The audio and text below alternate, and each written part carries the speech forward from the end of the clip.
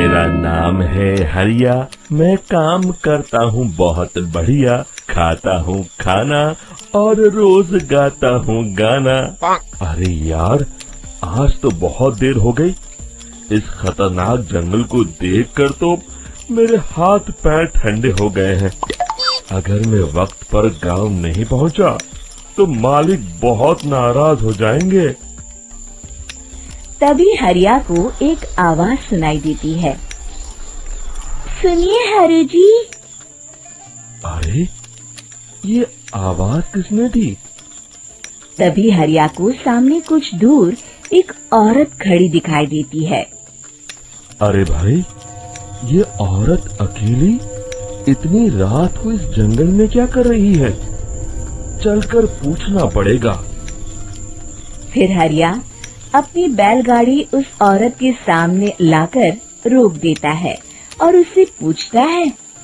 अरे सुनिए, आप इतनी रात को इस खतरनाक जंगल में अकेली क्या कर रही हैं? तभी वो औरत मीठी आवाज में कहती है। अरे हरु जी, आप आ गए। मैं कब से आपका इंतजार कर रही थी। वैसे तो यहाँ से काफी लोग गुजर चुके हैं, लेकिन मैं खास आपका इंतजार कर रही थी। अच्छा, तुम सच कह रही हो? मुझे तो यकीन नहीं हो रहा है। वो क्या है ना, आज तक किसी ने मुझसे इतने प्यार से बात नहीं की। हाँ हाँ हरु जी, मैं सच कह रही हूँ। अब देर मत करिए और जल्दी से मुझे मेरे घर तक छोड़ दीजिए। हाँ हाँ, कौन सी बड़ी बात है, अभी छोड़ देता हूँ। आप मेरे पीछे बैलगाड़ी में बैठ जाइए और मुझे रास्ता बताते चलिए। फिर वो औरत हरिया की बैलगाड़ी में बैठ जाती है और हरिया बैलगाड़ी हाँकता हुआ आगे चल पड़ता है।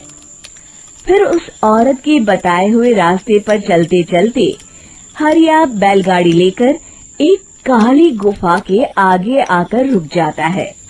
हरिया उस औरत से पूछता है। हाँ देवी जी, आपका घर कहाँ है? यहाँ तो एक गुफा के अलावा और कुछ नहीं है। तभी अचानक वो औरत हवा में उड़ने लगती है।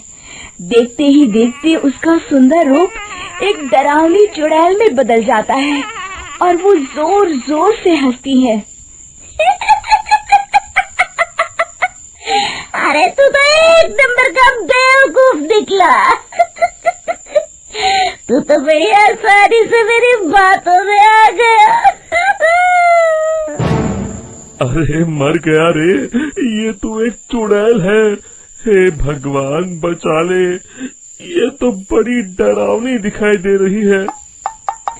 और फिर अगले ही पल हरिया की बैलगाड़ी में रखा सारा सामान हवा में उड़ता हुआ उस काली गुफा के अंदर चला जाता है और वो चुड़ैल भी उस गुफा के अंदर जाकर कहीं गायब हो जाती है। हरिया ये नजारा देख बुरी तरह घबरा और परेशान हो जाता है। अरे, ये चुड़ैल तो मेरा सारा सामान लेकर गुफा में गायब हो गई। अब क्या होगा?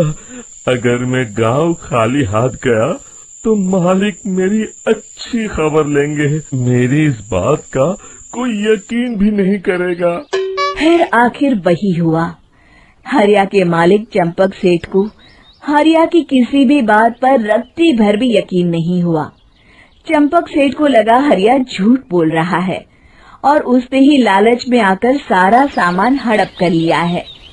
फिर हरिया को बेईमान समझकर चंपक सेठ उसे काम से निकाल देता है।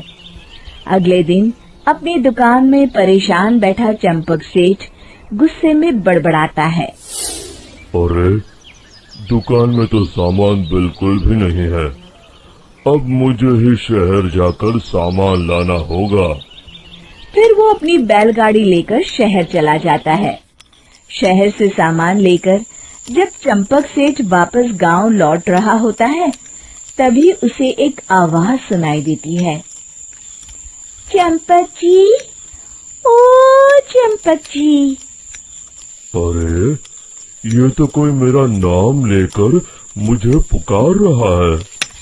फिर उस रास्ते में वही औरत खड़ी दिखाई देती है।